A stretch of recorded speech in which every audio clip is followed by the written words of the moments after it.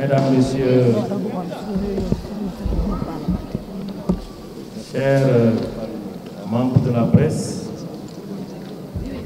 mesdames, messieurs, chers collègues,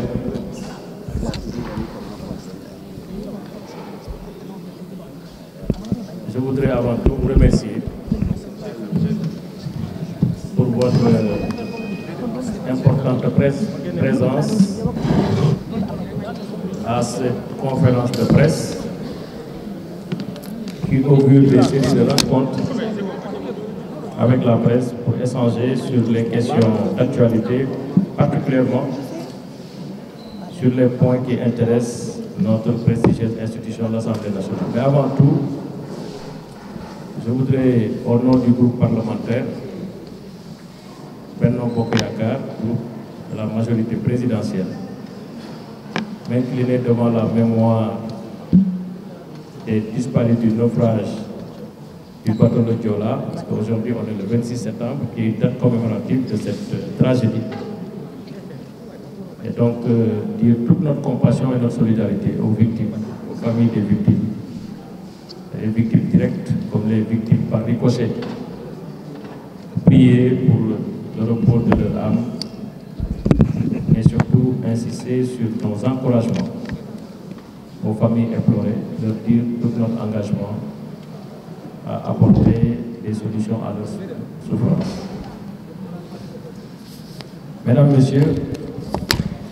je voudrais peut-être qu'on essaie de poser les règles. Je vais vous faire la déclaration liminaire et ensuite on se soumettra à vos questions pour répondre. Normalement, en 1 heure de temps, on devrait pouvoir faire le nécessaire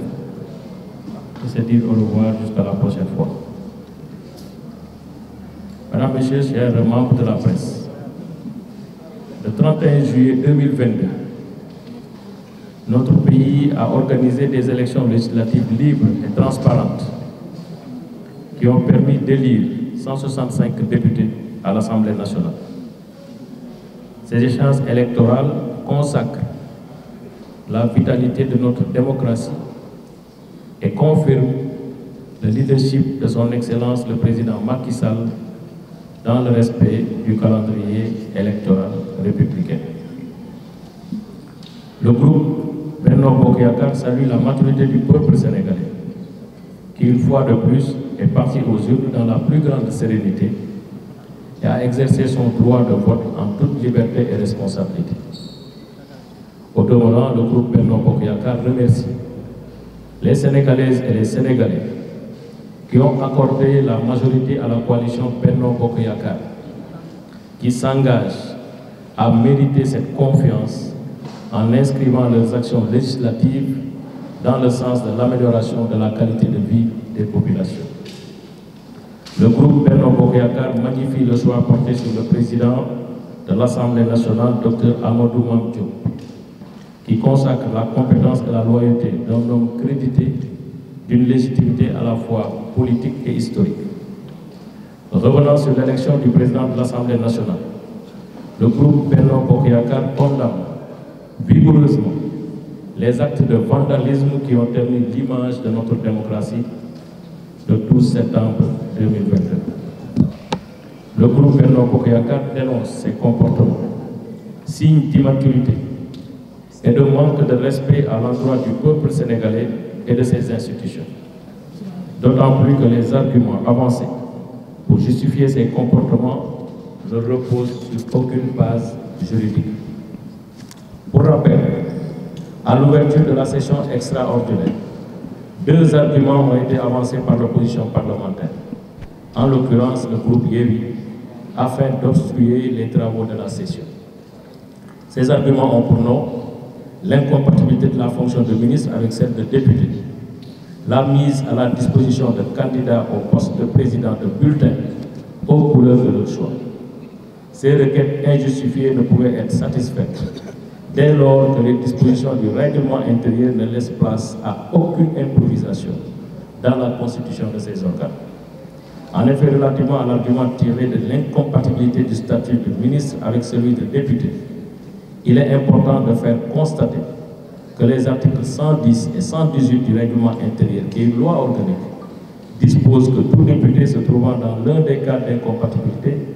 est tenu d'établir dans les 8 jours qui suivent son entrée en fonction qu'il s'est démis de ses fonctions incompatibles.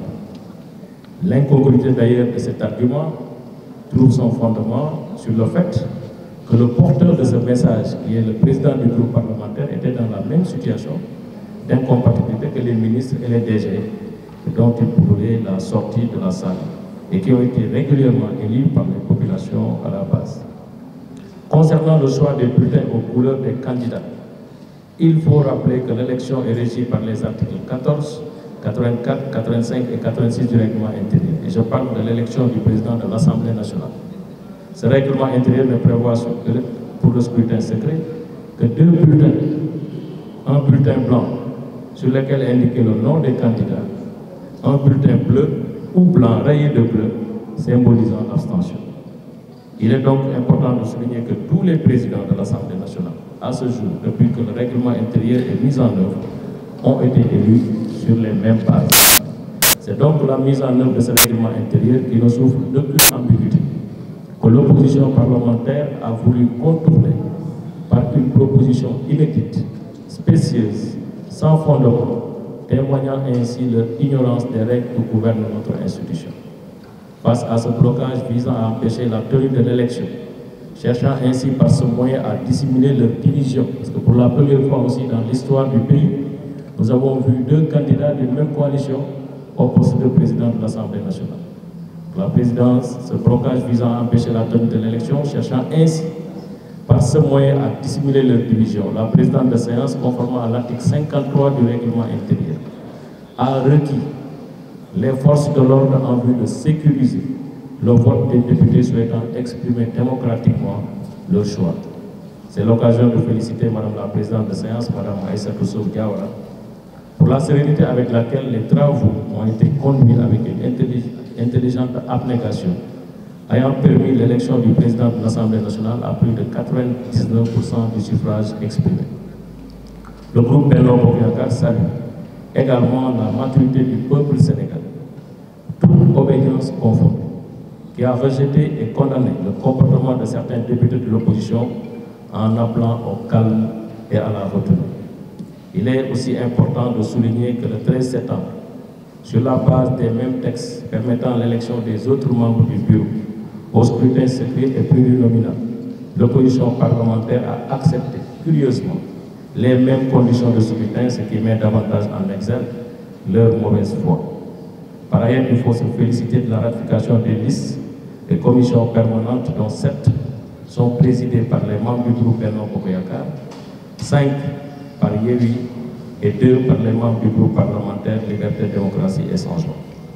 La mise en place de ces commissions et bureaux, à la suite d'une concertation entre les groupes, augure l'ouverture prochaine d'une session unique permettant à l'institution parlementaire d'accomplir ses missions à travers un débat démocratique de qualité. En ce qui nous concerne, les députés du groupe Benno Bokk Yakaar s'engagent dans leurs actions législatives à apporter leur concours au gouvernement pour répondre aux urgences sociales, objet du message de la nation, le message à la nation de son Excellence M. Macky Sall, président de la République du Sénégal. Le groupe Benno Bokk Yakaar félicite son Excellence M. Macky Sall,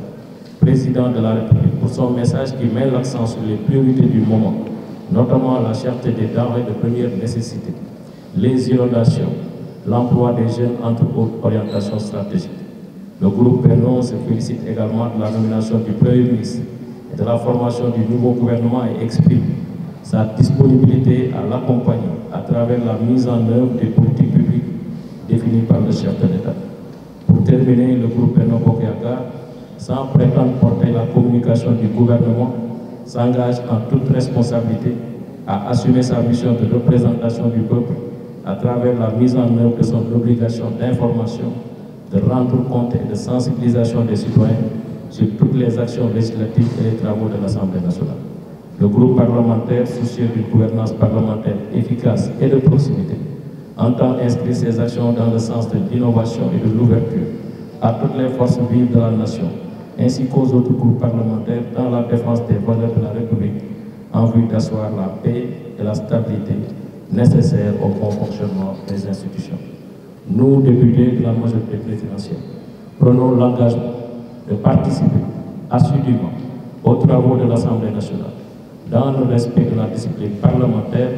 d'inscrire toutes nos actions dans l'éthique, d'améliorer la qualité du débat et des pratiques parlementaires, tout en respectant les droits de l'opposition parlementaire. Ce dernier paragraphe que je viens vous lire d'ailleurs figure dans notre déclaration constitutive du groupe qui montre l'ouverture d'esprit, mais aussi notre engagement dans la fermeté et l'ouverture à travailler pour consolider notre démocratie et instaurer à l'Assemblée nationale un débat courtois, responsable, constructif. Je vous remercie de votre aide. Nous pouvons d'abord dire que moi, fàttaliku naqar bu ak événement bu metti bu am le 26 septembre 2002 ci Sénégal nga xam ne bés boobu pour yenn monde waruñu ko fàtte mu am accident bu metti ci bateau le Joola ay néew yu bari tëdd ci ay famille yu bari loru ci mën nañ jàpp ne benn famille Sénégal sax muccul ci jéye bu mel noonu donc bu ñuy tàmbali war nañu fàttaliku ñoom ñaanal leen yàlla ñaanal ñi nga xam ne seeni njaboot ñoo ci loru yàlla yóbbu leen si ajal yi gën a kawe ñi nga xam ne ba léegi ñu ngi porté tiis boobu ñu profité ci occasion bi pour feeñal leen sunu engagement ak sunu solidarité ci épreuve yi nga xam ne ñoom lay dal seen kaw. Gannaaw loolu nag li ñu bëggoon mooy groupe bi nga xam ne mooy groupe parlementaire Benno Bokk Yaakaar nga xam ne mooy groupe majorité présidentielle ñu formé ko ci assemblée nationale à la suite des élections du 31 juillet nga xam ne élection yi li mu wane mooy taaru démocratie Sénégal ak dëgëram ak respect bi nga xam ne président Macky Sall respecté na ko calendrier républicain ku nekk xam ne 2022 ñaari élection moo ci am janvier mu am élection juillet mu am élection loolu bariwul ñoo xam ne am nañu boobu worma ak sàmmonte ak agenda pour mun ko def waaye loolu dañ koy sant féliciter ko mais féliciter surtout le peuple sénégalais pour attachement à la démocratie ak maturité nga xam ne war nañ ne élection yi jàll na si yoon dem na si jàmm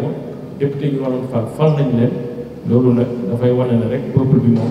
gàcce ngalaam li ci des nag ci député yi la dese ak ñun ñi nga xam ne ñoo nekk assemblée nationale mooy mériter confiance boobu peuple bi placé ci ñun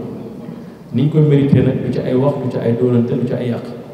mooy déglu askan bi ci seeni préoccupation ak seeni bëgg-bëgg gunge gouvernement bi dans la résolution de ces problèmes loolu ñun ci lañu nekk ci loolu lañ bëgg a taxaw moo tax ñu ne dañ ci def suñu kéem kàttan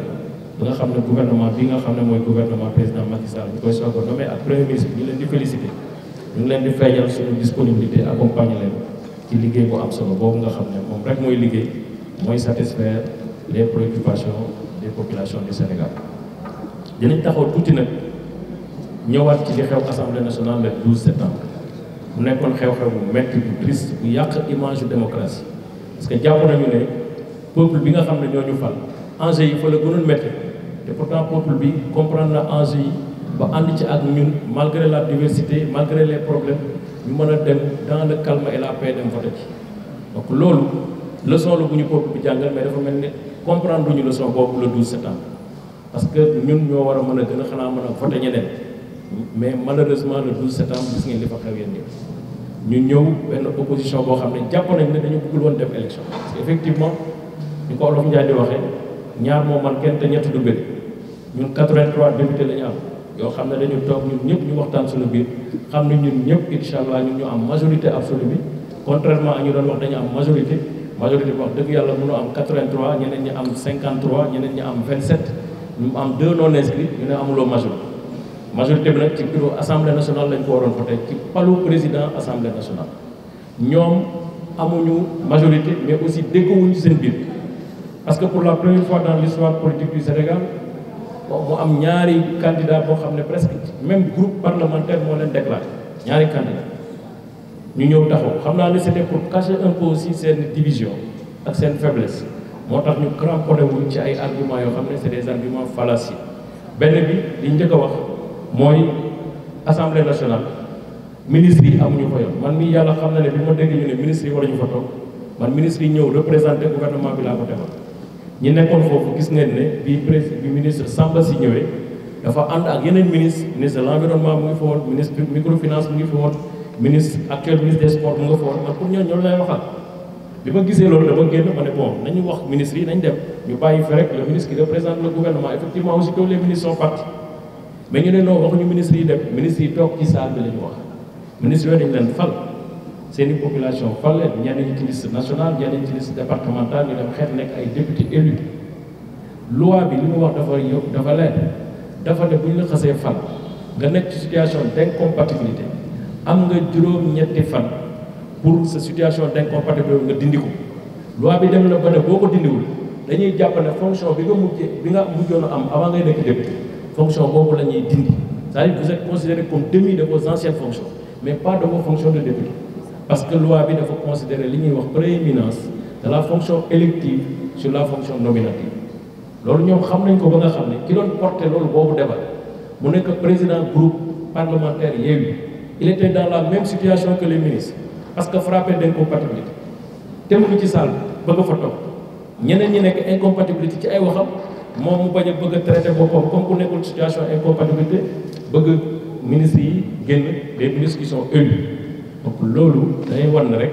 loolu ñu doon wax ci incompatibilité gëmuñu ko en réalité élection lañ doon bay beneen bi mooy dañ def ay bulletins aux couleurs des candidats loolu aussi il faut ñu rappeler ne Assemblée nationale dafa am règlement intérieur bu fa nekk règlement intérieur bu dafa organiser nan la ñuy defee élection ni mu ko organiser mooy élection président ak membre bureau élection au bulletin secret au scrutin secret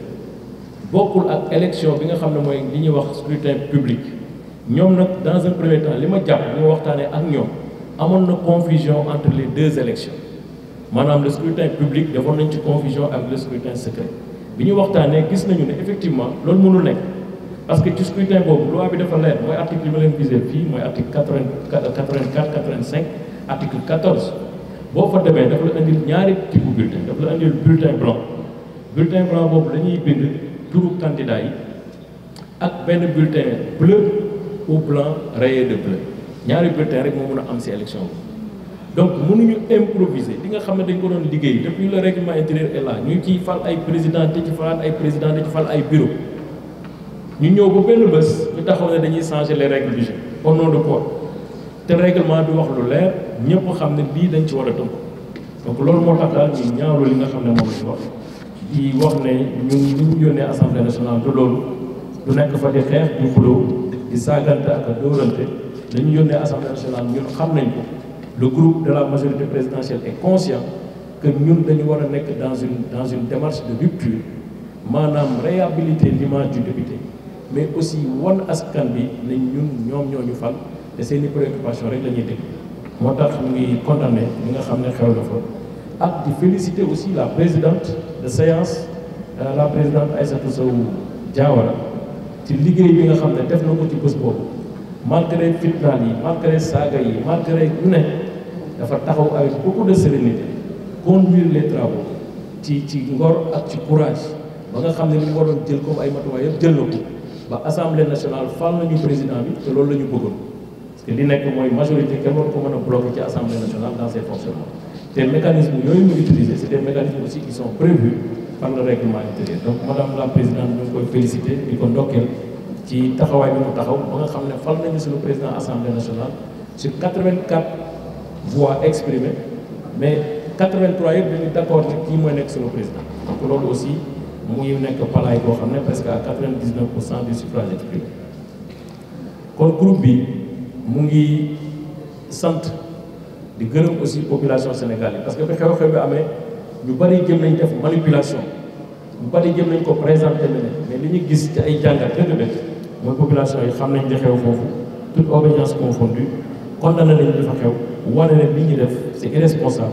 te warul am place ci assemblée nationale bi nga xam ne ci règlement intérieur d'abord li mu wax mooy débat yi fa war a am dafa war a nekk débat yi am ci calme am ci sérénité am ci courtoisie jaadu na aussi ñu rappeler ne li ñu doon bañ le 12 mais presque loolu la ñu d'accord le 13 parce que même texte yi ma leen limal nii moom moo gouverner aussi l'élection des membres du bureau dañ koy def li am différence rek mooy bii scrutin uninominal la mooy benn tur mooy génn pour ñu fal ko mooy président assemblée beneen bi scrutin plurinominal la mooy ay tur yu bari ñooy génn mooy les vice-présidents qui sont 8 les secrétaires élus qui sont 6 et les questeurs qui sont 2 noonu la ñu def même texte yi la ñu appliqué même bulletin yi la ñu appliqué bind ci bulletin blanc bind ci turu candidat yi ñun ñëpp ñu ànd dem voté ci ko donc li ma jàpp mooy am na leneen loo xam ne war nañ ko leeralal askan bi seen attitude pourquoi ñu def loolu nekkul ci ay texte nekkul ci dara dañu xam ne ñun nombre bi ñu am mooy la majorité ak sunu démocratie ñoom jubóowuñu déggoowuñu loolu la ñu bëggoon a nëbb moo tax ñu dugal nit ñi ci coow yu bari ak ñu fi mel noonu ak peut-être aussi bëgg ay poste parce que xam nañu ne le 13 c'était pour voter ay membres bureau ay vice-président ay deuxième vice-président troisième vice-président voilà donc ci loolu d'abord nañ ci parce que boobu c'était peut-être le pàccoo et le séddoo donc wax dëgg yàlla loolu war nañ ko ñaaw bu baax te loolu aussi day wane rek seen mauvaise foi parce que li nga bañ démb le 12 moom nga nangu le 13 parce que simplement ça profite à l'ensemble du groupe leneen li ma bëgg a yokk nag mooy gannaaw bu ñu rafetloo mise en place les membres du bureau ak la ratification des commissions nga xam ne ñun commission yi am nañ ci juróom-ñaar loolu tamit day wane ne majorité bi ci ñun la nekk parce que bu dee commission yi 14 la Benno Bokk Yaakaar am 7 mooy Benno Bokk Yaakaar moo am majorité donc loolu aussi da koy wane bu dee secrétaire élu 6 la Benno Bokk Yaakaar am 3 ñeneen ñi am 2 keneen ki am kenn. Je pense que d'abord Madame Aminata Touré vous devez commencer par lui demander de restituer le mandat public obtenu grâce à la coalition Benno Bokk Yaakaar loolu mooy dëgg mandat bi nga xam ne dañ la ko jox def la ci liste ñun ñëpp ñu cotiser financer campagne ñun ñu nekkoon au niveau des bases gagner suñu ay département nga jël engagement bu mel nii sur l'honneur ba balaa ngay wax ay combat de principe et d'honneur il faut d'abord être aligné sur l'honneur mooy lii dëgg mooy mandat bi ñu la jox nga jàng leçon ci président Macky Sall bi nga doon àndal bi nga xam ne nekk na PDS dem ba mënatu fa nekk mu ne bàyyi naa mandat député bi ngeen ma jox bàyyi naa conseil municipal bi ngeen ma jox bàyyi naa maire bi nga xam ne ci PDS laa ko am loolu mooy dëgg donc bu dee am na ay conseillers wala ay mbokk wax dëgg yàlla balaa muy wax dara ci ay affaire honneur ak dignité loolu la war a wane déjà ba pare ñu soog a wax ci ay waxu troisième mandat loolu nag aussi ngeen xam ne ñun amuñu ci benn complexe amuñu ci benn hésitation amuñu ci benn problème ki ñu àndal muy président Macky Sall dafa ne du ma ci waxagum du ma ci yéey du ma ci yàgg ku bëgg a liggéey ak man ci jamono yi ñu nekk nga xam ne Sénégal mi ngi naan dund gi dafa cher inondation mi ngi am chômage des jeunes problème nangam mu ngi fi am wax dëgg man du man may commencer installer Sénégal ci benn ambiance politique politicienne boo xam ne dañuy détourner de l'essentiel ñun ñu ànd ak moom ci loolu lañ ne bés buñ ca tolloo dinañu wax ñun lañ ca xalaat ak lañ ca gëm ci kàttanu suñu borom subhanahu wa taala bi nga xam ne moom lañ gëm balaa ñuy gëm Macky Sall du dëgg donc loolu laa am ci li may tontu ci sa question troisième mandat boobu boo amee occasion nag parce que man duma candidat 2024 jàpp naa ne table ji kenn nekku ci candidat 2024 boo amee occasion poser question bi ñi nga xam ne ay candidat lañ éventuellement le président Macky Sall bu ci nangoo tontu defe naa di la ci mën a tontu du dëgg fi tontu loolu laa amoon lu may wax ci question boobu li ci des mooy Alioune Badara wax dëgg rappelé nañu lu am solo mais boo gisee ne groupe bi deful communiqué pour manifester un soutien mooy ki nga xam ne toll nañ ko ci cosaanam ci ak accoutrement boo xam ne cosaanam la mu sol ko nga mel ni Cheikh Seck mii tey sol abayam man ma sol 3 pièces wala keneen parce que loolu moo ñuy caractériser donc kooku solu cosaanam la sol le lendemain il faut saluer quand même la maturité et la responsabilité de celui qui était à l'origine de l'article parce que bind na ba sol yére boobu wane ne dafa xamul woon mais bi mu xamee wane na ne loolu amatul benn problème defant que xam nga ambulance moom comme on dit on tire pas sur les cadavres du dëgg lu xew na ba pare ñëpp d'accord nañ ci ñun ñii à l'Assemblée nationale et je parle sous le contrôle des députés je parle à la presse moi j'ai demandé d'ailleurs bu ma joxoon bonnet ma sol pour ne serait-ce que symboliser ñun sunu solidarité à notre collègue d'abord avant tout parce que même bu nekkee ci beneen coalition sunu collègue la donc il y a toujours des règles de fraternité de solidarité à l'égard de nos collègues députés. On profite de l'occasion justement pour magnifier son comportement parce que ñun culture lañ gëm léegi maa leen di wax léegi la gis ngeen ci campagne bi may joow parce que man loolu laa gëm ñun ñëpp loolu la ñu gëm donc ku ci nekk na nga dundal sa cosaan mais dans la diversité qui enrichit notre démocratie qui enrichit aussi la paix sociale et la tranquillité publique. beneen bi daal mooy xanaa bu amee dernière série de 3 questions bu dee mën na nekk sant leen gërëm leen. c'est bon tout le monde est satisfait donc vraiment sant nañ leen.